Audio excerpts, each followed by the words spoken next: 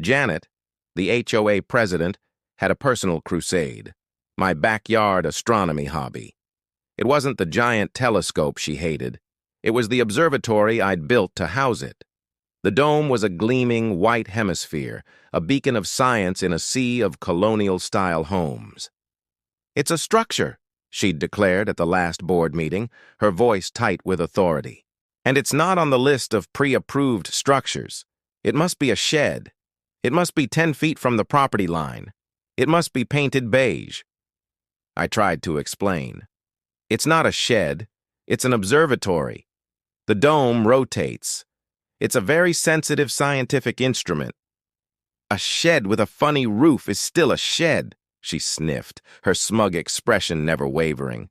She fined me $1,000 for the unauthorized structure and another $1,000 for failure to conform to the community color palette. I paid the fines. She was baffled, but I just smiled. She thought she was winning.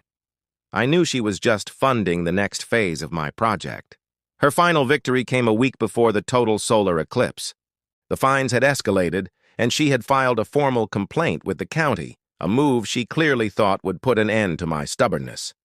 A cease and desist letter arrived, ordering me to dismantle the observatory within 48 hours. The total eclipse was a rare event, and I had been planning to live stream it for my thousands of followers. With the observatory gone, my project would be ruined. I knew I couldn't fight her on her own terms. I had to use her rules against her. My legal team sent her a letter, simple and to the point. Under Section 3.2, Protection of Community Assets, a homeowner may not interfere with the proper functioning of another homeowner's property that provides a benefit to the community at large. She scoffed. Benefit? Watching a nerd look at stars? My lawyer smiled and said, "No, Janet. My client's observatory has one purpose, to capture astronomical events. By forcing him to dismantle it before the solar eclipse, you are denying the entire community the live broadcast of an event of a lifetime. The fines are being returned, and we are now filing a suit against the HOA for interference and deliberate damage to community assets. You'll be liable for the loss of income from sponsorships, as well as the emotional damage you've caused to my client, not to mention a full refund of all the fines you've charged.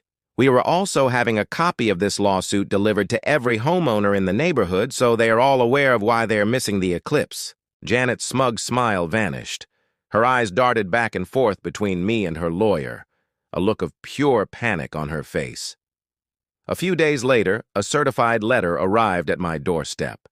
The HOA had not only dropped the lawsuit, but they had also officially reclassified my observatory as a community asset, exempting it from all rules and regulations. The day of the eclipse was glorious. Every neighbor was there, gathered on their lawns.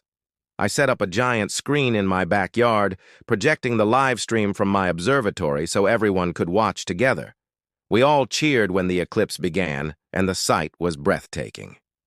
At the end, I gave a shout-out to my fellow astronomers, who were all celebrating with me. As the credits rolled, a young boy from down the street came up to me and said, "My mom said you're not a nerd, you're a hero."